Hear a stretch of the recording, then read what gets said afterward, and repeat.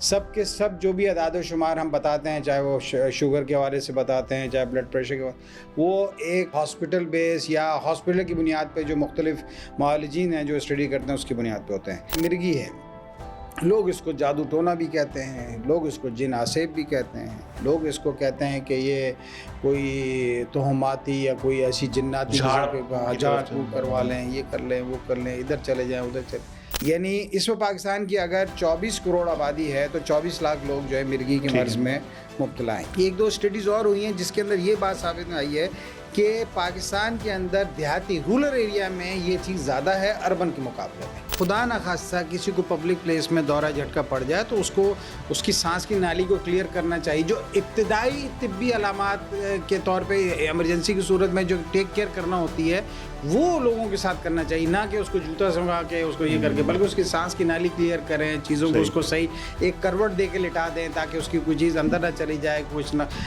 اگر فوری طور پہ کچھ نہیں کر سکتے تو کم از کم ایمبولینس لے کے اس کو بھیج تو سکتے ہیں نا ہاسپٹل کے ساتھ۔ میگرین اس کے حوالے سے تھوڑا سا بتائیے۔ ایک میری پیشنٹ ہے، وہ کئی بار آئی میرے پاس، ڈاکٹر صاحب درد ہوتا ہے، میں نے بڑی ہسٹری لی، لیکن وہ اس کا سر درد جائے نا، لیکن ہوتا کبھی کبھی ہے۔ تو وہ ایک ٹریگر، ایک ایسا پوائنٹ تھا جو مجھے پتا چلا کہ ہوتا کبھی کبھی۔ تو میں نے پوچھا، میں نے بی بی یہ بتائیے کس وقت ہوتا ہے؟ جب آپ صفائی کر رہی ہوں تو ہوتا ہے، کوئی چیز کر رہی ہوتی ہے، کچن میں ہوتا ہے کوئی چیز؟ تو کچھ چوتھے یا پانچویں وزٹ میں انہوں نے بتایا ڈاکٹر صاحب جب میں بھگار لگاتی ہوں نا تو اس کا جو اروما کہہ لیں یا اس کی جو صحیح وہ ہے کہ بیوی تم بخار لگانا چھوڑ دو، تمہارا درد ختم، تمہاری مائگرین کی پرووکنگ چیز ختم، تو مائگرین نہیں ہوگا۔ بلڈ پریشر جو ہے وہ ہمارے ملک میں ایک ٹپ آف دا آئس برگ ہے، یعنی اس کے صحیح اعداد و شمار نہیں ہیں۔ 45 سال سے اوپر کے جو لوگ ہیں اس میں مور دین 45% لوگ جو ہیں آلموسٹ وہ بلڈ پریشر کے مریض ہیں، اور وہ سب سے بڑی مرضی ہے کہ اس کا کوئی علاج بھی نہیں کرتا۔ انسپائرنگ اسٹوریز میں ہم نے آج جن مہمان کو مدعو کیا ہے ان کا تعلق میڈیکل سائنس سے ہے، میڈیکل سائنس کی ایک برانچ نیورولوجی سے۔ پہلے تو میں آپ کو بتاؤں کہ نیورولوجی دراصل ہوتی کیا ہے۔ یہ میڈیکل سائنس کی وہ شاخ ہے جو ہمارے اعصابی نظام کو کنٹرول کرتی ہے۔ بنیادی طور پر یہ ہمارے دماغ، ہماری اسپائنل کارڈ یعنی ریڑھ کی ہڈی اور ہمارے پٹھوں پر مشتمل نظام ہے جو ہمارے خیال، احساس، حرکت اور جذبات کو کنٹرول کرتی ہے۔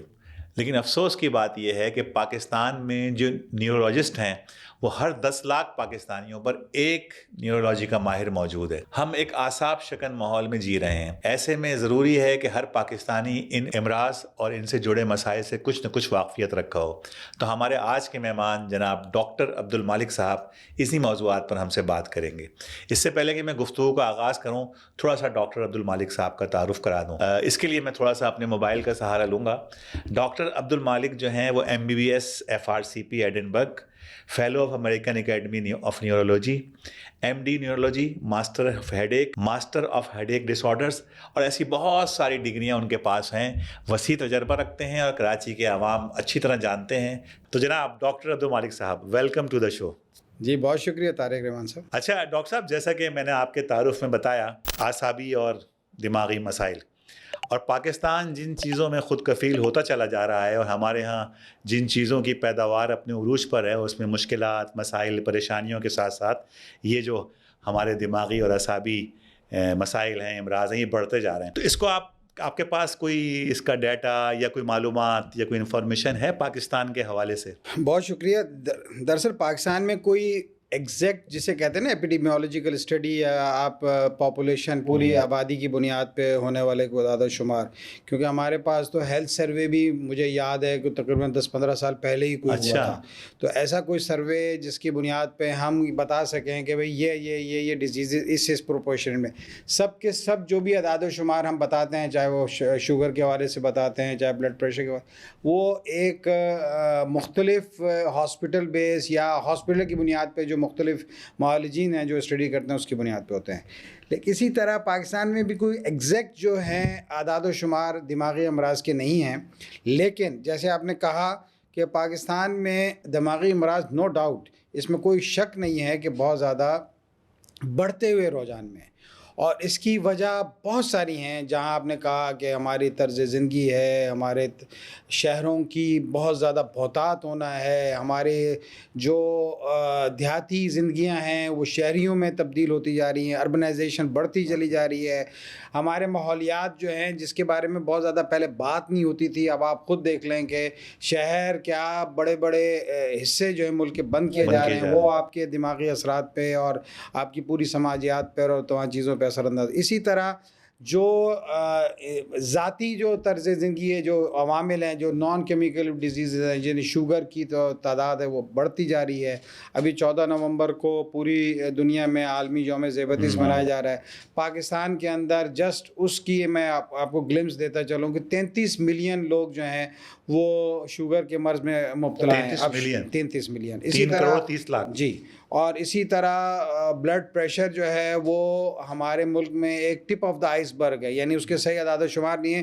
45 سال سے اوپر کے جو لوگ ہیں اس میں مور دین 45% لوگ جو ہیں آلموسٹ وہ بلڈ پریشر کے مریض ہیں, اور وہ سب سے بڑی مرضی ہے کہ اس کے کوئی علاج بھی نہیں کرتے.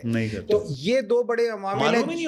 ہاں, یہ دو بڑے عوامل ہیں جو پھر بہت سارے دماغی امراض کے باعث بنتے ہیں, جس میں سب سے نمبر 1 جو ہے وہ فالج ہے, جو پاکستان کے اندر ایک سمجھ لیں کہ ایک انڈیمک ہے. یعنی اگر میں آپ کو بہت ہی محدود اعداد و شمار بتاؤں تو فالج ایک ایسا مرض ہے جس کے پاکستان کے اندر جو اب تک کی سٹڈیز ہیں وہ یہ بتاتی ہیں کہ 1000 لوگ پورے ملک میں مختلف اس کی وجوہات, یعنی فالج بنیاد ہوتا ہے, اس کے ساتھ مختلف وجوہات طبی بنتی ہیں, 1000 لوگ روزانہ مر جاتے ہیں. یعنی آپ یہ دیکھیں کہ تقریباً 3.5 سے 4 لاکھ لوگ جو ہیں سال میں فالج کی وجہ سے لقمۂ اجل بن جاتے ہیں پاکستان کے اندر, یعنی اس سے زیادہ. اور اس کے علاوہ پاکستان کے اندر یعنی فالج جو ہے وہ نئے فالج جو بننے والے جو لوگ ہیں وہ بہت بڑی تعداد ہوتی جا رہی ہے. یعنی جو میں نے آپ سے 2 عوامل بتائے, جیسے شوگر ہے, بلڈ پریشر ہے, اس کے علاوہ ڈسلیپیڈیمیا میں وہ بہت سارے اور عوامل ہیں. تو فالج ہمارے ہاں ایک بہت بڑا وجہ ہے, یعنی موت ہے, اموات ہے. اس کے علاوہ جو بچ جاتے ہیں وہ وجہ معذوری ہیں, یعنی دنیا میں اب یہ زندہ درگور ہو جاتے ہیں. 3 دسمبر کو انٹرنیشنل ڈس ایبلٹی ڈے منایا جاتا ہے, اور جو آنے والا ہے معذورین کا عالمی دن. اور پاکستان یعنی دنیا کا شاید ان ٹاپ آف دا لائن ممالک میں ہے جہاں جوانوں کی آبادی زیادہ ہے, اور جو مختلف امراض کی وجہ سے معذورین کی تعداد میں بھی بے انتہا اضافہ ہے, اور معذورین کے حوالے سے جو ان کے حق حقوق ہیں اس کی جس انداز میں یہاں پامالی ہوتی ہے وہ اپنی جگہ صحیح بات. اچھا, آپ نے فالج کا ذکر کیا, اور اس کے علاوہ بھی جی دیکھیں دماغی امراض کے حوالے سے لوگوں کے اندر بہت سارے توہمات بھی ہیں, بہت ساری مسکنسیپشنز بھی ہیں, بہت ساری مس لیڈنگز بھی ہیں, بہت ساری یعنی ان کی یعنی سمجھنے میں اس مثال کے طور پہ ذہنی امراض ہیں جو مینٹل النس ہے, جس طرح یاسیت ہے جس کو ڈپریشن کہتے ہیں, انگزائٹی ہے, یا مختلف چیزیں ہیں, وہ سائیکیٹرک النس ہے, نو ڈاؤٹ وہ بھی ذہنی امراض کے زمرے میں آتا ہے. اسی طرح جو دماغی امراض ہے اس میں ٹاپ آف دا لائن جیسے میں نے فالج کی بات کی, اس کے علاوہ مرگی ہے. مرگی خود ایک بہت بڑا عالم یعنی پاکستان میں پائی جانے والی بیماری ہے. اس کے علاوہ سر درد ہے, سر درد کے اندر مائیگرین ایک بہت بڑی علامت ہے جو اس کی وجہ سے پاکستان میں اس کے بارے میں آپ سوال کریں گے تو میں زیادہ تفصیل سے بیان کر پاؤں گا. اس کے علاوہ بہت ساری جو جیسے راشا ہے, اس کے غیر ارادی حرکات و سکنات کے نتیجے میں جو جسم کی باڈی ہلنا ہے. اسی طرح اعصابی بیماری ہے, نیند کے مسائل ہیں. اس کے علاوہ یاداشت کا مسئلہ ہے جس کو ڈیمینشیا کہتے ہیں, نسیان کہتے ہیں, وہ ایک بہت بڑا مسئلہ ہے. اس کے علاوہ آپ کے علاوہ کرے یہ جو رگوں کی اور پٹھوں کی بیماری ہو جاتی ہے وہ ہوتی ہے, کمر درد ہے, سر درد ہے, گردن درد ہے. یہ تمام چیزیں جو دماغی و اعصابی عمر معاملات میں آتا ہے. یعنی نیورولوجی جو ہماری اسپیشلٹی ہے وہ ایک ایسی یونیک اسپیشلٹی ہے جو سر کے بال سے لے کے پیر کے ناخن تک تمام باڈی کے کہیں نہ کہیں اس کی انوالومنٹ ہوتی ہے. دیکھیں گیسٹرونٹرولوجسٹ ہوتا ہے وہ تو معدے کی حد تک یا دیگر چیزوں میں رہتا ہے. اس طرح جو ڈائبٹالوجسٹ ہوتا ہے وہ خاص حد تک یا اس کے جو سائڈ ایفیکٹس ہوتے ہیں پھر. لیکن نیورولوجی جو ہے وہ آپ کے ہاتھ کا ہلنا, اس کے حس محسوس کرنا, پین, نمنس, سن پن ہونا, یاداشت, چلنا پھرنا, پٹھوں کی انوالومنٹ, سب چیزوں میں کہیں نہ کہیں انوالو ہے. سر ڈاکٹر صاحب آپ نے ابھی ذکر کیا توہمات کا, ہمارے ہاں اس حوالے سے اویئرنیس کی کمی نہیں ہے بہت؟ جی بالکل اویئرنیس کی کمی بھی ہے، اور اویئرنیس کی کمی کے ساتھ ساتھ لوگ بھی مطلب یعنی ایسا نہیں ہے کہ اس پہ کام نہیں ہو رہا، لیکن لوگ بھی مطلب جو سوسائٹی میں اوور آل دیگر معاملات میں جو لوگوں کا رجحان ہے وہ بیماریوں کے حوالے سے بھی رہتا ہے. اب مثال کے طور پہ مرغی ہے، لوگ اس کو جادو ٹونا بھی کہتے ہیں، لوگ اس کو جن آسیب بھی کہتے ہیں، لوگ اس کو کہتے ہیں کہ یہ کوئی تہماتی یا کوئی ایسی جناتی جھاڑ پھونک کروا لیں، یہ کر لیں وہ کر لیں، ادھر چلے جائیں ادھر چلے. لیکن بنیادی طور پہ تو وہ چیز اب پورے ملک میں یعنی اس پہ آگاہی مختلف مواقع پہ رہتی ہے، لیکن پھر بھی لوگ جو ہیں وہ علاج معالجے سے زیادہ جو سائڈ کی چیزیں ہیں جو مریض کو اور زیادہ بگاڑ دیتی ہیں اس کی طرف رجوع زیادہ کرتے ہیں. یعنی اب اگر ایک پاکستان میں پاپولیشن بیس اسٹڈی اتفاق سے 92 اور 3 مے بی 6 مجھے ایگزیکٹ تاریخ نہیں، لیکن 90s میں ایک پاپولیشن بیس پروفیسر حسین عزیز صاحب نے کرائی تھی، جس میں یہ اعداد و شمار آئے تھے کہ 1% آف دا پاپولیشن، 1% جو آبادی ہے اس کو مرگی ہے. یعنی اس میں پاکستان کی اگر 24 کروڑ آبادی ہے تو 24 لاکھ لوگ جو ہے مرگی کے مرض میں مبتلا ہیں. ایک تو یہ اسپیکٹ ہے. دوسرا 1-2 اسٹڈیز اور ہوئی ہیں جس کے اندر یہ بات ثابت میں آئی ہے کہ پاکستان کے اندر دیہاتی رورل ایریا میں یہ چیز زیادہ ہے اربن کے مقابلے میں، یہ بات بھی ہے. اب جب یہ چیز ہوگی تو اس میں پھر بہت زیادہ عمل دخل، جیسے آپ نے سوال کیا، اس میں آگاہی کا ہو جاتا ہے، لوکل لینگویجز میں آگاہی پیدا کرنے کا ہو جاتا ہے. جس سے سندھ کے سندھی زبان کے اندر، پنجاب میں پنجابی ہے، سرائکی بیلٹ میں پشتو میں، بلوچی میں، براہوی میں، ان کامن جو میجر آبادیوں میں جو سمجھی اور بولی جانے اردو کے ساتھ ساتھ، مطلب اس کو جادو ٹونا لوگ سمجھتے ہیں، یہ کرتے ہیں. اصل چیز تو یہ دیکھیں، دماغ کے جو خلیے ہوتے ہیں، جو نیورون جس کو کہتے ہیں، ان کے درمیان ارتعاش یا ان کے ٹکرانے، ان کے درمیان ٹکرانے کے نتیجے میں الیکٹرک امپلس پیدا ہوتی ہے، اور وہ چیز جو دماغ کے حصے میں پیدا ہوتی ہے، وہ جو حصہ جسم کو کنٹرول کر رہا ہوتا ہے، وہاں پر ایک ایب نارمل موومنٹ یا جرکی موومنٹ یا چیزیں پیدا ہو جاتی ہیں. تو اس ہاتھ پاؤں ہلنا شروع ہو جاتا ہے، یا ہاتھ اکڑ جاتا ہے، آنکھیں اوپر بھی بعض اوقات، جس جگہ بھی حصے میں ہونے والا.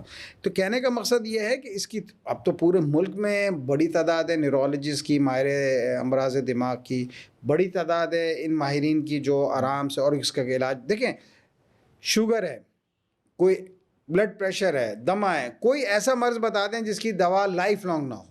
تو مرغی کے اندر ہے کہ لائف لانگ دوائیں ہیں تو کون سے بڑی اچھی صحیح بات ہے. مطلب ایسا تو نہیں ہے کہ شوگر کا مریض جو ایک دن دوا کھائے 2 دن چھوڑ دیتا ہے، چھوڑ جاتا تو کہاں سے. لیکن یہ تھوڑا سا ایک عجیب سا ایک مت کہہ لیں یا ایک کلی کہہ لیں. یعنی آپ نے سنا ہوگا لوگوں کو کارڈیک پرابلم ہوتا ہے تو بڑے خوشی سے کہتے ہیں یار مجھے ہارٹ کا مسئلہ ہے، دل کا دورہ پڑا ہے. لیکن کوئی آدمی آپ کو یہ کہتے ہوئے نہیں ملے گا کہ مجھے مرگی ہے یا مجھے دماغ کا مسئلہ ہے. لوگ کہیں گے پاگلوں کی سٹیا گئی، ہاں اس طرف جانے لگتی ہے بات. لیکن یہ بھی دیکھیں، ہارٹ کا مسئلہ بھی کوئی اتنا بیماری ہے نا، بالکل اسی طرح دماغی امراض بھی تو بیماری ہے نا. تو اس کو دماغی امراض کے ماہر ڈاکٹر سے رجوع کر کے بروقت تشخیص، ٹو دا پوائنٹ علاج سے بہت اچھی معیاری زندگی گزاری جا سکتی ہے. تو لہذا صرف اس کو مت کے اور اس کو مختلف توہمات کی بھینٹ چڑھا دینے سے آپ جو اویلیبل علاج ہے اس سے بھی محروم ہو جاتے ہیں. اچھا ڈاکٹر صاحب، ایک بات اور تھی، آپ نے تذکرہ کیا کہ دیہاتوں میں زیادہ ہے شہروں کی نسبت. جینڈر کے حوالے سے بھی کیا اس میں کوئی فرق ہے؟ بہت امپورٹنٹ. جی ہاں بالکل. دیکھیں اس کو 2 ایکسپیکٹ سے میں بیان کروں گا. جیسے کہ میں نے بتایا کہ مرگی کے حوالے سے یا ایون جو دیگر دماغی بیماری، نو ڈاؤٹ اس میں یعنی خواتین اور مرد میں ایک فرق رہتا ہے. یعنی مثال کے طور پہ جیسے میں نے کہا کہ دیہی آبادی میں مرگی کی بیماری زیادہ پائی جاتی ہے، صحیح. شہری آبادی میں یہ اس کا جو تناسب ہے وہ کم ہے. اسی طرح مختلف بیماریاں ہیں جس کے بارے میں مختلف یعنی جو اعداد و شمار بتاتے ہیں. مثال سر درد ہے، خواتین میں کامن ہوتا ہے، مردوں میں تھوڑا کم ہوتا ہے. اسی طرح فالج ہے، تو اس میں ریشو جو ہے مردوں کے مقابلے میں خواتین کا تھوڑا زیادہ ہے. صحیح. ٹھیک ہے. اسی طرح جو یعنی یہ جو مختلف بیماری، کیونکہ دیکھیں اس میں کچھ وجوہات صرف یہ نہیں کہ جینڈر خواتین کے اندر بھی بہت سارے ہارمونل چینجز ہیں، یا جس طرح زچگی کے دوران کو مسائل ہوتے ہیں تو اس میں کچھ بہت ساری چیزیں ان کی خود بخود زیادہ ہو جاتی ہیں. مثال کے طور پر بلڈ پریشر کیا ہونے کے عوام میں زیادہ ہو جاتے ہیں, آبویسلی فٹس یعنی سیزرز یا یہ مرگی کی جیسی علامات ہونے کے چانسز زیادہ ہو جاتے ہیں. ایون اس کے اندر مختلف کمپلیکیشن, کیونکہ اس کے نتیجے میں فالج ہونے کے چانسز زیادہ ہو جاتے ہیں. تو یہ وہ وجہ ہے کہ جو جنڈر میں جنڈر بائسنس یا دیگر ہارمونل چینجز کی وجہ سے ان کی تعداد بڑھا دیتی ہے. یہ نہیں ہے کہ وہ اس وجہ سے, اس کے چونکہ کچھ عوامل ایسے ہیں کہ جو ان کے یہاں بہرحال as compared to male gender وہاں ڈفرینٹلی بیہیو ہوتی ہیں, تو اس لیے اس کو تعداد زیادہ. اچھا ڈاکٹر صاحب, ہم نے بات کی بہت سے امراض کی جس میں مرگی ہے, فالج ہے, راشا ہے. ایک تو وہ ہے جو اس مرض کا شکار ہو چکا ہے, مرض ڈائگنوز ہو چکا ہے, ٹریٹمنٹ کر رہا ہے نہیں کر رہا ہے, ایک الگ مسئلہ ہے کہ کیسے معلوم ہے, اس کی علامات کیا ہوتی ہیں؟ دیکھیں یہ اہم سوال ہے تاکہ لوگوں تک یہ بات پہنچے بھی, اور یہ بات جاننا بھی ضروری ہے, اسی کو آگاہی ایڈوکیسی. دیکھیں مرگی کے اندر جو ابتدائی علامات ہوتی ہیں نا, وہ یہ ہوتا ہے کہ اچھا ساری مرگی ایک جیسی نہیں ہوتی. مرگی کی کم و بیش 150 پونے 200 اقسام ہیں. اچھا, اس لیے یہ بات جاننا بہت ضروری ہے کہ کس قسم کی مرگی ہے. یہ ظاہر سے معالج کا کام ہے, لیکن جو موٹی موٹی جو علامات ہیں وہ عام انسان کو جاننا اس لیے ضروری ہے تاکہ اس حساب سے اس کا علاج معالجہ متعلقہ معالج کے ذریعے ہو سکے. وہ کیا ہے؟ اچانک سے بیٹھے بیٹھے گمسم ہو جانا. اچھا اس میں دیکھیں بعض اوقات ہاتھ پاؤں نہیں اکڑتے, بعض اوقات کوئی اور علامت نہیں ہوتی, just for the fraction of seconds, just for the glimpse وہ ارد گرد کے ماحول سے ارریلیونٹ ہو جاتا ہے, منقطع ہو جاتا ہے, گمسم ہو جاتا ہے. اچھا یہ علامت جو ہے بچوں میں بہت زیادہ پائی جاتی ہے. اچھا یہ بات یہاں بتانا بھی بہت ضروری ہے کہ اسکول گوئنگ بچوں میں یہ علامت ہوتی ہے, وہ بیچارے خواہ اسکول میں کٹتے ہیں, ماں باپ کی بھی ڈانٹوں کا نشان بنتا ہے, تم سنتے کیوں نہیں یہ بات. جبکہ اگر کوئی بچہ خاص طور پہ اچانک سے اپنے ارد گرد کے ماحول سے گمسم ہو جائے تو لازمی معالج کو دکھانا چاہیے, تشخیص ہونی چاہیے, اس کی دماغ کی پٹی جس کو EEG کہتے ہیں وہ ہونی چاہیے تاکہ یہ بات جانی جا سکے کہ وہ بچہ اس کو کئی مرگی کی علامات تو نہیں ہے. اچھا ایک بات. دوسری بات یہ کہ اچانک سے گم ہو جانا, اس کے علاوہ ہاتھ پاؤں کا اکڑ جانا یا آنکھوں کا اچانک سے اوپر کی طرف چلے جانا, ٹنگ بائٹ یعنی کہ دانتوں کا زبان کے دانتوں بیچ لینا, زبان کاٹ لینا, منہ سے جھاگ نکل آنا, پیشاب خطا ہو جانا. یہ مختلف, ہر مریض مختلف مریض ہے, ہر مریض کی علامات مختلف ہو سکتی ہیں, وہ معالج کا کام ہے. لیکن یہ وہ 3-4 کامن علامات ہیں جس میں آنکھوں کا اوپر چلے جانا, بے ہوش ہو جانا, ہاتھ پاؤں کا اگڑنا, دورے جھٹکے لینا, ہاتھ پاؤں پورے وہ ہونا اور گر جانا. اب اس کے اندر ایک چیز میں ساتھ ساتھ بتا, کچھ لوگ ہوتے ہیں کہ جب اس طرح اچھا عام طور پہ چند سیکنڈ سے لے کے چند منٹ تک کا یہ دورہ ہوتا ہے, لیکن جیسی علامات ظاہر ہوں تو فوری طور پر ان کو ہاسپٹلائز یا ہاسپٹل کی طرف کرنا چاہیے, اور اس کو کوئی چیز ایسی. لیکن ہمارے ہاں اس میں بھی ایک توہمات ہے, جوتا سکھایا جاتا ہے, چمڑا سکھایا جاتا ہے, یہ بہت ہی غلط چیز ہے. دیکھیں اس نے تو اپنے نیچرل کورس میں ویسے ہی ختم ہو جانا ہے, تو جوتا سکھائے نہ سکھائے تب بھی ہو جانا ہے. تو یہ ایک مت ہے, یہ ایک توہم ہے, اس کو نہیں ہونا چاہیے. اگر ویسے بھی ہم یہ کہتے ہیں خدا نخواستہ کسی کو پبلک پلیس میں دورہ جھٹکا پڑ جائے تو اس کو اس کی سانس کی نالی کو کلیئر کرنا چاہیے. جو ابتدائی طبی علامات کے طور پہ ایمرجنسی کی صورت میں جو ٹیک کیئر کرنا ہوتی ہے وہ لوگوں کے ساتھ کرنا چاہیے, نہ کہ اس کو جوتا سنگا کے اس کو یہ کر کے, بلکہ اس کی سانس کی نالی کلیئر کریں, چیزوں کو اس کو صحیح ایک کروٹ دے کے لٹا دیں تاکہ اس کی کوئی چیز اندر نہ چلی جائے. کچھ نہ, اگر فوری طور پہ کچھ نہیں کر سکتے تو کم از کم ایمبولینس لے کے اس کو بھیج تو سکتے ہیں ہاسپٹل کے ساتھ.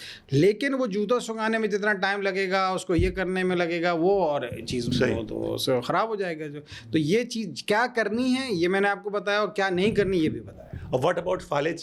فالج کے اندر جو ابتدائی علامات ہیں یہ بہت امپورٹنٹ. دیکھیں ایک ایکرومین ہے, ایک لفظ ہے, اس کو اگر آپ فاسٹ کہہ لیں FAST, یا اس کو آپ کہہ لیں بی فاسٹ BEFAST.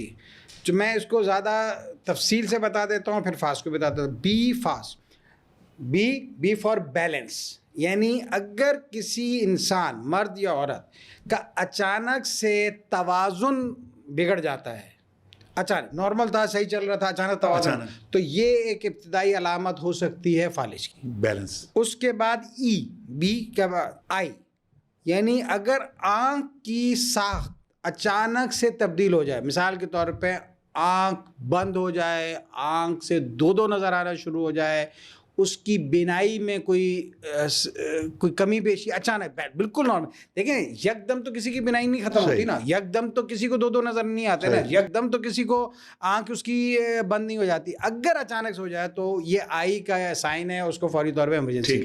یہ ہو گیا بی. اور فاسٹ جو زیادہ دنیا میں کامن ہے, ایف فار فیس, یعنی چہرے کے اچانک سے خد و خال میں تبدیلی آ جانا, یعنی جس کو عام طور پہ میں صرف سمجھانے کے لیے کہہ رہے ہیں, لقوے جیسی صورتحال ہو جانا, چہرے کی اندر ایک سائڈ ڈفرینٹ ہو جانا اور ایک سائڈ ڈفرینٹ ہو جانا.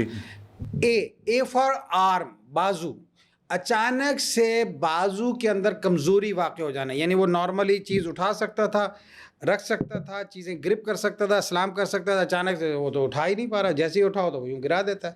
Fast arm. S for speech, یعنی اچانک سے بات چیت کرنے میں اس کے رکاوٹ ہونا یا لکنت ہونا یا بات چیت کرنے سے بند کر دینا, بات چیت کے حوالے سے پرابلم ہو جانا.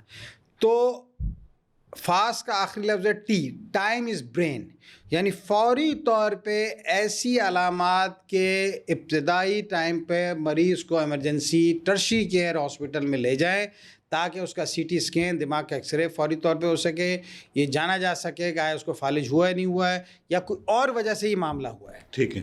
یعنی بی فاسٹ ایک ایکرومین ہے جو ابتدائی علامات ہے جس کے نتیجے میں ایک مریض کو یہ جاننے کا موقع ملتا ہے کہ فالج کی ابتدائی علامات کیا ہیں. بہت خوب, بہت خوب. Be fast. Be fast. ٹھیک. ڈاکٹر صاحب ایک چیز جو اور آج کل اعصابی امراض میں عروج پر ہے اور ہر دوسرا آدمی اس کا شکار نظر آتا ہے, فیگرز تو میرے سامنے نہیں ہیں لیکن نظر آتا ہے, وہ ہے مائگرین. مائگرین, ٹھیک ہے, اس کے حوالے سے تھوڑا سا بتائیے. بالکل. یہ دیکھیں مائگرین جس کو ہم آدھے سر کا درد کہتے ہیں عرف عام میں, اس کا کہیں مطلب یہ نہیں ہے کہ ناپ کر آدھے سر میں درد ہو, اس کو درد شقیقہ بھی کہتے ہیں مائگرین. یہ دنیا بھر میں دا موسٹ پریولنٹ یعنی سب سے زیادہ دماغی امراض میں پائے جانے والا مسئلہ ہے. اور اس کو اگر میں اعداد و شمار کی, میں نے جیسے پہلے کہا کہ بھائی ہمارے پاس کوئی پاپولیشن بیس اسٹڈی نہیں, لیکن اعداد و شمار جو ہاسپٹل بیس اسٹڈی ہے تقریباً 10% آف دا پاپولیشن, ہر 10واں آدمی اس کو مائگرین. ٹھیک ہے. پھر خواتین میں زیادہ کم ہے. پاکستان کے اندر کم و بیش مطلب اگر میں بہت ہی محدود اعداد و شمار کے حوالے سے ایک یعنی سمجھ لیں 3.5 سے 4 کروڑ لوگ مائگرین کے درد میں. It is a poorly diagnosed, بہت ہی صحیح ڈائگنوز نہیں ہوتا, ٹائملی ڈائگنوز نہیں ہوتا, اور سب سے اور یہ والے اعداد و شمار جو میں بات کرنے جا رہا ہوں یہ تو پاکستان میں دنیا بھر میں پورلی ٹریٹڈ لوگ لے کے گھومتے رہتے ہیں. صحیح بر وقت صحیح علامت کے موقع پر ٹریٹمنٹ.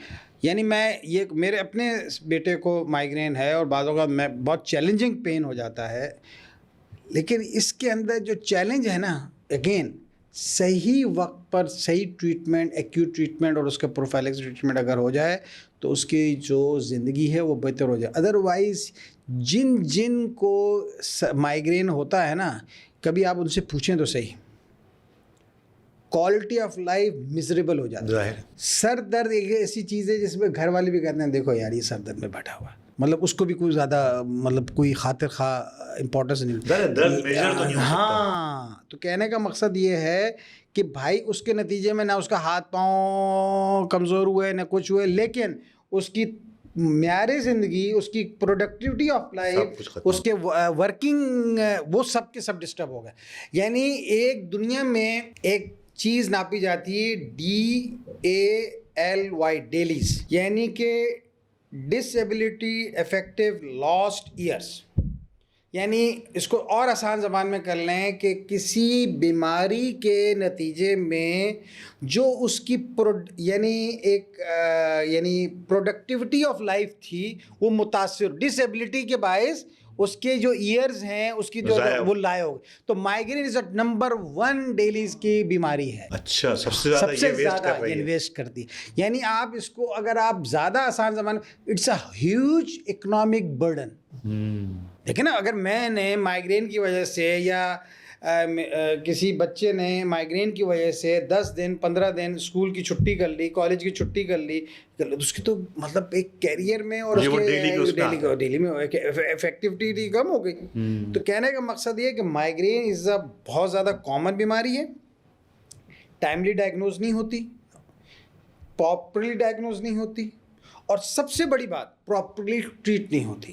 اب آپ نے جو ان کی سوال کیا کہ بھائی اس کی ابتدائی علامات کیا ہیں, دیکھیں اس کی 4-5 ابتدائی علامات ہیں, اور اس وقت اگر مریض اس چیز کو بر وقت پکڑ لے گا اور اپنے معالج کو بتا دے گا تو اس کی مائگرین کو ٹریٹ کرنا بھی آسان, اس کے ہونے والے عوامل کو کنٹرول کرنا بھی آسان, اور پھر اس کی جو لائف ہے اس کی کوالٹی, کیونکہ اب ہر بیماری جو کوالٹی آف لائف پہ پیمانے جاتی ہے. دیکھیں اگر کسی بندے کی معیار زندگی ڈسٹرب ہو رہا ہے نا, تو پھر وہ بڑا مسئلہ ہو جاتا ہے, کیونکہ اگر وہ روزمرہ امور نہیں سر انجام دے سکتا تو پھر تو بیکار ہے. تو اس کے اندر نمبر 1 سر درد کا ہونا.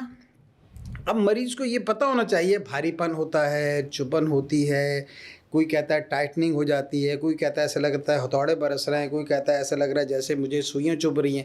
وہ اپنی زبان میں سر درد کو بیان کریں, نمبر 1. نمبر 2, کس جگہ سر میں درد ہو رہا ہے, ٹھیک ہے, localization, this is very important, تاکہ اس کو پتہ ہو. اور کہاں سے شروع ہوتا ہے, یعنی آنکھ سے شروع ہوتا ہے, ایک سائڈ سے شروع ہوتا ہے, ایک دم پورے میں ہو جاتا ہے, آدھے میں ہوتا ہے, ایک دم آدھے سے شروع ہو کے پورے میں ہو جاتا ہے. پھر اس کے ساتھ ساتھ 3-4 اور علامات, اس کو متلاہٹ جس کو نوزیا کہتے ہیں وہ ہوتی نہیں ہوتی ہے, اس کو وومیٹنگ یعنی الٹی ہوتی نہیں ہوتی ہے, اس کو تیز روشنی اس وقت بری لگتی ہے, اس کی وجہ سے پرووکنگ ہوتی نہیں ہوتی, یا تیز آواز اس کو پرووکنگ کرتی نہیں کرتی, سورج کی روشنی سے اس کو, یا موبائل کی روشنی سے. آج کل یہ اسکرین ٹائم بھی ایک بہت بڑا ایسا ہی ٹریگر فیکٹر ہے. تو کہنے کا مقصد یہ ہے کہ مریض اپنا معالج بھی آدھا ہے, وہ علامات بھی جان رہا ہوتا ہے کہ کیسے وہ اس کا مائگرین پرووک ہو رہا ہے, تو اس کو وہ تمام ٹریگر فیکٹر کو بھی اپنے معالج کو بتانا چاہیے. کیونکہ ایک ہے اس کے سر درد اور مائگرین کا علاج, ایک ہے وہ ٹریگر فیکٹر جس کے نتیجے میں اس کا سر درد ہو رہا ہے, وہ ہر ایک کا مختلف ہوتا ہے. دیکھیں کچھ سالوں پہلے ہم بھی پڑھتے تھے, ہم نے بھی پڑھا ہے اور سنا بھی ہے کہ 3C جو ہیں ان سے بچا جائے. 3C کیا ہے؟ چیز یعنی کہ پنیر, کرڈ یعنی کہ دہی, چاکلیٹ یعنی کہ چاکلیٹ, اس سے بچا جائے. اور اب ڈاکٹر جو ہے ہر پرسکرپشن پہ لکھ دیتا ہے بھائی یہ چیزیں مت لیجیے. نو, ممکن ہے آپ مائگرین کے پیشنٹ ہو, آپ کو چیز کی وجہ سے پرووک ہو, میں مائگرین کے پیشنٹ, مجھے chocolate. Every patient is a different patient, اس کی ہسٹری معالج کو ٹھیک لینا چاہیے, اور مریض کو بھی بات تفصیل سے پتہ ہونا چاہیے, یار یہ میں جب یہ کرتا یا کرتی ہوں تو مجھے مائگرین ہو جاتا ہے. کچھ لوگ کہتے ہیں میں رات کی نیند پوری نہ لوں, ٹائم پہ نہ سوؤں تو مجھے مائگرین ہو جاتا ہے. کچھ لوگ کہتے ہیں یا صبح کیفین جو چائے نہ لوں اور یہ سر میں درد ہو جاتا ہے.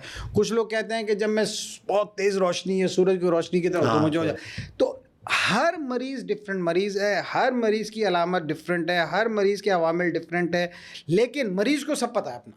ٹھیک بات ہے, وہ خود اور اس کو ٹھیک بات بتانی بھی چاہیے کہ بھائی مجھے اس وجہ سے, میں جسٹ ذرا تفنن بتا رہا ہوں کہ ایک میری پیشنٹ ہے, وہ کئی بار آئی میرے پاس, ڈاکٹر صاحب درد ہوتا ہے, میں نے بڑی ہسٹری لی, لیکن وہ اس کا سر درد جائے ہی نا, لیکن ہوتا کبھی کبھی ہے. تو وہ ایک ٹریگر, ایک ایسا پوائنٹ تھا جو مجھے پتہ چلا کہ ہوتا کبھی کبھی. تو میں نے پوچھا, میں نے بی یہ بتائیے کس وقت ہوتا ہے؟ جب آپ صفائی کر رہی ہوں تو ہوتا ہے, کوئی چیز کر رہی ہوتی ہے, کچن میں ہوتا ہے کوئی چیز. تو کچھ چوتھے یا 5ویں وزٹ میں انہوں نے بتایا, ڈاکٹر صاحب جب میں بھگار لگاتی ہوں نا تو اس کا جو اروما کہہ لیں یا اس کی جو صحیح ہے, وہ میں نے کہا بیوی تم بھگار لگانا چھوڑ دو, تمہارا درد ختم, تمہاری مائگرین کی پرووکنگ چیز ختم, تو مائگرین نہیں ہوگا. وہ آج تک دوبارہ مریض نہیں آئی دوبارہ. تو میں یہ زیوم کر رہا ہوں کہ شاید اس نے بھگار لگانا, صرف بھگار لگانا چھوڑ دیا, باقی کام کر. تو کہنے کا مقصد یہ ہوتا ہے کہ ہر مریض ڈفرینٹ مریض ہے, اس کے ٹریگر فیکٹر ڈفرینٹ ہیں, تو وہ جاننا بھی معالج کے لیے ضروری ہے, اور اس کے مطابق اس کا علاج کرنا, اس کو خود بھی انالائز کرنا ضروری. مریض اس لیے ہم مریض سے کہتے ہیں کہ دیکھیں آپ ہم آپ کو دوا تو دے دیں گے لیکن آپ اپنا ٹریگر کو ضرور آئیڈینٹیفائی کریں. صحیح بھائی نیند مکمل, کھانا, کوئی خاص چیز, کوئی خاص ماحول, کوئی خاص آواز, کوئی خاص روشنی, کوئی خاص چیز, اس ٹریگر کو آپ روکنے کی کوشش جس حد تک ہو سکے. اب ظاہر سی بات ہے سورج کی روشنی ہر وقت یا لائٹ یا موبائل کا استعمال کس حد تک وہ کرے گا, وہ اپنی جگہ, لیکن جتنی ممکنات ہے اس کو صحیح, کیا چیز اسے سوٹ کر رہی ہے. اچھا ڈاکٹر صاحب, نیند کا نہ آنا, اچھا یہ بھی ایک ایسی چیز ہے کہ اس کو لوگ مرض نہیں سمجھتے اور زندگی گزارتے رہتے ہیں. پھر یہ کہ بے وقت کی نیند ہوتی ہے, آدھی نیند ہوتی ہے, پونی نیند ہوتی ہے, اس کا کیا, یہ کس حد تک مرض کے زمرے میں آتی ہے اور اس کے لیے آپ کیا سجیسٹ کریں گے؟ دو چیزیں جو ہیں وہ بہت امپورٹنٹ ہے. پہلے ایک انگلش کی کہاوت ہے جو آپ نے بھی اسکول لائف میں سنی ہوگی, ہم نے بھی, early to bed early to rise make man healthy. اچھا مین ہے, وومن نہیں ہے, تو ہیلدی ویلدی اینڈ وائز. یا ہمارا دین بھی یہی ہمیں کہتا ہے کہ آپ اپنے, لیکن جو ہماری طرز زندگی ہے وہ آپ کے بھی سامنے, ہمارے بھی سامنے, کہ ہم یعنی جب تک اپنے لائف اسٹائل کو, ہمارے ایک پروفیسر صاحب ہیں, پروفیسر ڈاکٹر اقبال افریدی, وہ اپنے لیکچر میں اکثر ایک بات کہتے ہیں کہ دیکھو بھائی یہ 24 گھنٹے ہیں تو اس کو اس طرح تقسیم کرو کہ 8 گھنٹے کام, 8 گھنٹے کلام اور 8 گھنٹے آرام, اس طرح کام کلام آرام. تو اس کو کلام کو کہتے ہیں گفت و شنید کرنا, بات چیت کرنا, بہن بھائی عزیز و اقربا, ماں باپ, یہ سب. 8 گھنٹے کام کریں, 8 گھنٹے آرام کریں. لیکن آپ اگر ہم اپنی لائف اسٹائل کو دیکھیں تو ہم اگر کوئی کام نہ بھی ہو, اچھا اس میں اپنے آپ کو بھی شامل کر لیتا ہوں, رات کو دیر تک موبائل پہ لگے رہنا, یہ کہیں لکھا کوئی ہے کہ آپ رات کو دیر تک, پھر آپ اس وجہ سے پھر فجر میں نہ اٹھنا اور پھر دیر سے اٹھنا, اور پھر یہ یعنی ہم اپنے ہاتھوں ہی اپنے طرز زندگی کو خراب کرتے ہیں اور اس کے بعد بیماری لینے کے نتیجے میں شکایت کرتے ہیں. صحیح. تو نیند اس کی پہلی سیڑھی ہے. صحیح. یعنی ہم اپنے طرز زندگی میں 2 سیڑھیاں ایسی ہیں جو اپنے ہاتھوں خراب کرتے ہیں. ایک, ٹھیک وقت پہ اپنے کھانا پینے کے اطوار نہیں مرتب کر پاتے, اور ٹھیک وقت پہ اپنا سونا جاگنے کا نظام نہیں کر پاتے. تو یہ وہ 2 سیڑھیاں ہیں جو آپ کو پھر اس بیماری کی معراج تک لے جاتی ہیں جہاں آج ہم بحیثیت قوم پہنچ چکے ہیں.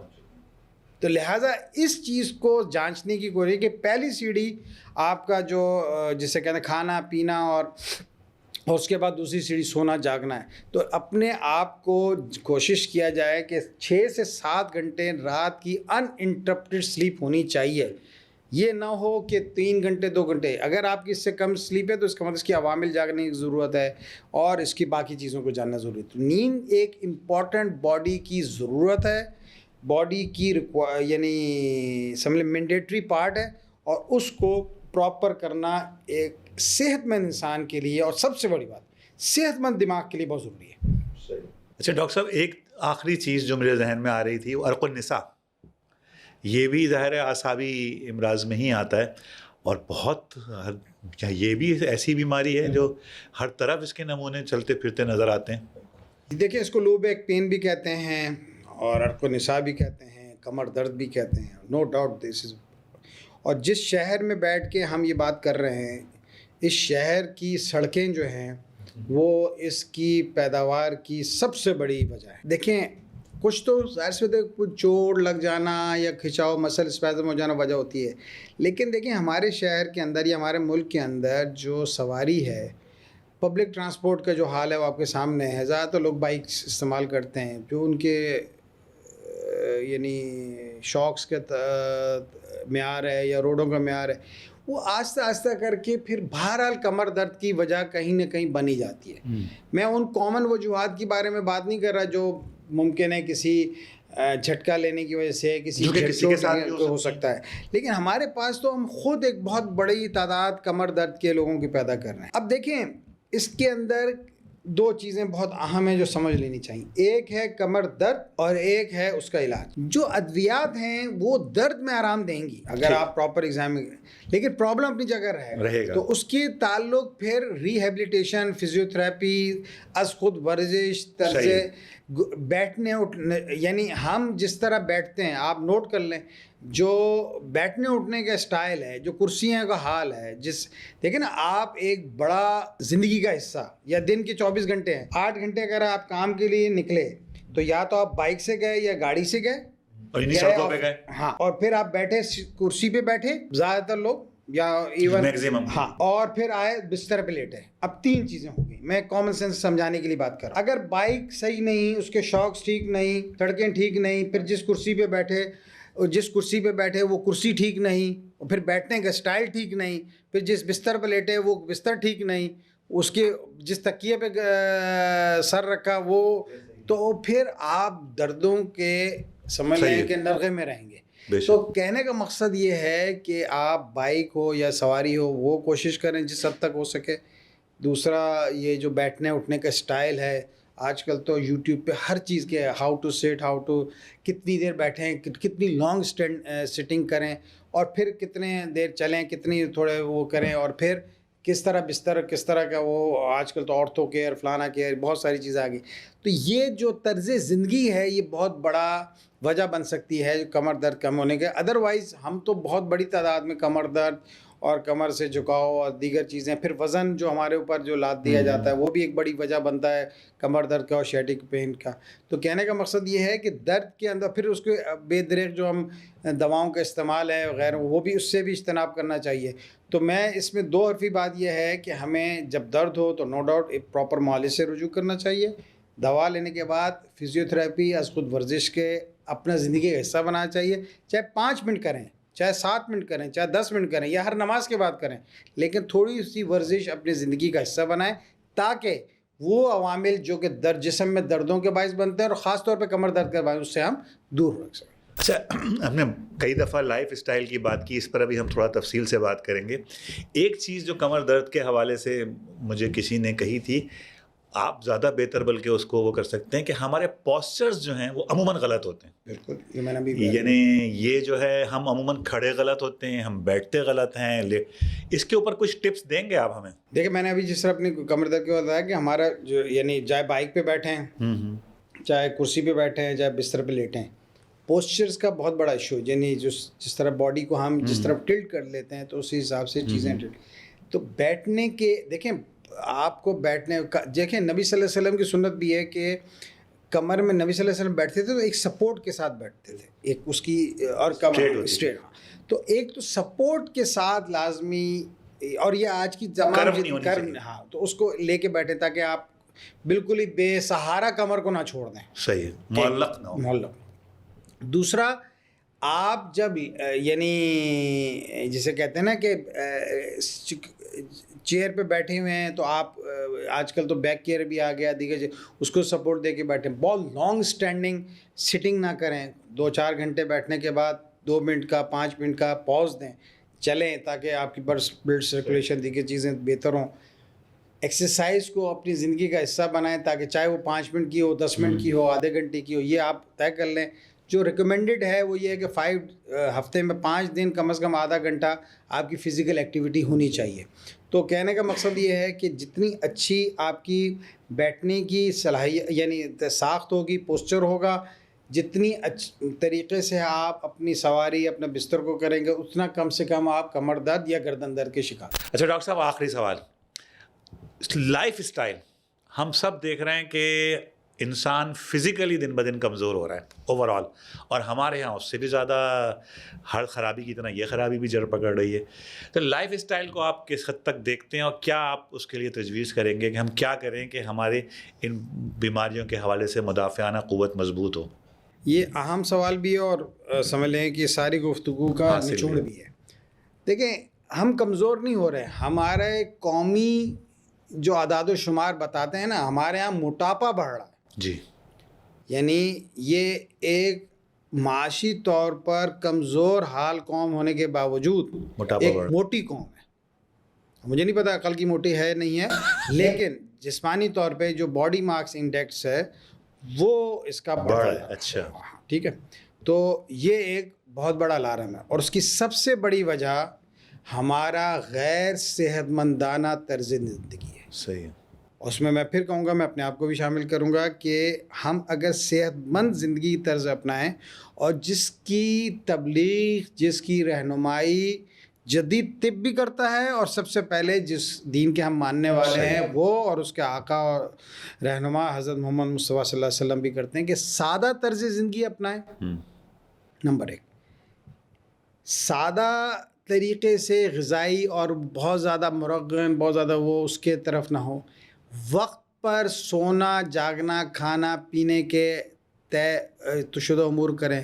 بہت زیادہ سیر ہو کے نہ کھائیں، پیٹ یعنی وہ بہت زیادہ یعنی ایسی چیزیں نہ کھائیں جو آپ کے نظام ہاضمہ یا اس کی چیزوں کے طرز کو.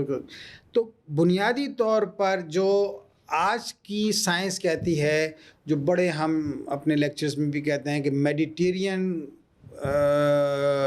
فوڈ سٹائل ہو، ڈیش سٹائل کی ڈائٹ ہو. اگر اس کو بہت سادہ زبان میں بات کروں کہ ہمیں یہ ناپ لینا چاہیے کہ ہم جس وقت بھی کھانا کھا رہے ہوں، اور اس پہ ہم عمل بہت کم ہی کر پاتے، تو آپ کی پلیٹ کا آدھا حصہ سبزی یا سالاد یا فروٹ سے ہو، آدھے میں گوشت، سالن، روٹی، وٹ ایور اٹ از. تو جب یہ ایک تعداد متعین ہو جائے گی، اور اگر ہم اس پہ عملی طور پہ کرنا ہو جائے، تو بہت ساری چیزیں خود بخود صحیح. آپ دیکھیں نا کہ ہمارے ہاں سالن پکتا ہے، نمک ڈلتا ہے، اس کے اوپر بھی جب سالن پک جاتا ہے پھر بھی نمک ڈلتا ہے. ایڈڈ سالٹ کھانے کی ہم یونیک قوم ہے. پھر ان ہائیڈروجنیٹڈ آئل اور دیگر چیزوں کی ہم عجیب سی قوم ہے. ہمارے ہاں طرح طرح کے تمباکو نوشی، طرح طرح کے یہ چیزیں عام ہیں.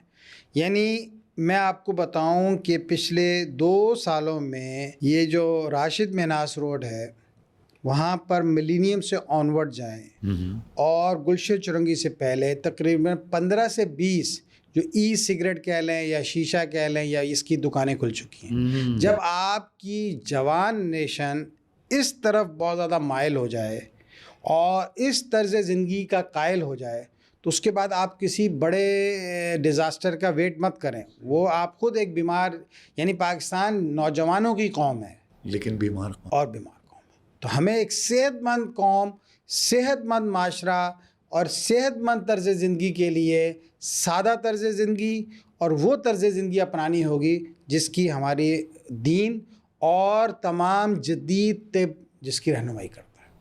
بہت شکریہ. اچھا، واٹ اباؤٹ اسکرین ٹائم؟ دیکھیں، اسکرین ٹائم کے حوالے سے اب تو بہت ساری اسٹڈیز آ بھی گئی ہیں، اور بہت سارا، اور کچھ کہتے ہیں کہ 40 منٹس کو کہتے ہیں، 60 منٹس کو کہتے ہیں. اب مجھے ایگزیکٹ شمار سچی بات ہے نہیں معلوم، لیکن آپ خود دیکھ لیں، آن ایوریج کوئی سروے کر لیں، آپ اپنے آفس میں ہی سروے کر لیں یا ہم اپنی جگہ کہیں کر لیں، تو ایوریج کوئی بندہ بھی میرے خیال ہے گھنٹوں کے اعتبار سے اسکرین ٹائم کرتا ہوگا. جی ایسا ہی ہے. اب اس کی وجوہات جو بھی ہوں، چاہے وہ سوشل میڈیا پہ رہتا ہو، چاہے وہ اپنا کوئی کام اس پہ کرتا ہو، ای میل کرتا ہو، کچھ کرتا ہو، اسکرین ٹائم بہرحال ہو. ہاں بہت زیادہ ہوگا. اور ظاہر سی بات ہے یہ اسکرین ٹائم کے نتیجے میں بہت ساری نئی بیماریاں جنم لی ہیں. ٹھیک ہے ڈاکٹر صاحب، بہت شکریہ. بہت ضروری اور قیمتی معلومات آپ سے حاصل ہوئیں. گو یہ موضوع خشک ہے لیکن آپ نے خشک ہونے نہیں دیا، اور بہت ساری کام کی باتیں ہمیں ملی. اصل بات یہ ہے کہ ہم بحیثیت قوم جہاں بہت سارے مسائل کے شکار ہیں، وہاں ایٹ لیسٹ ہمیں یہ تو، ہم میں سے ہر ایک فرد کو یہ تو سوچنا چاہیے کہ اپنی فزک پر توجہ دے، تاکہ یہ کہ کم سے کم ہم ان حالات کا مقابلہ بہادری کے ساتھ کر سکیں. بہرحال انشاءاللہ آپ کے ساتھ آئندہ بھی نشست رہے گی. یار زندہ صحبت باقی. بہت شکریہ. آپ کا بھی شکریہ، آپ نے موقع دیا. بہت شکریہ.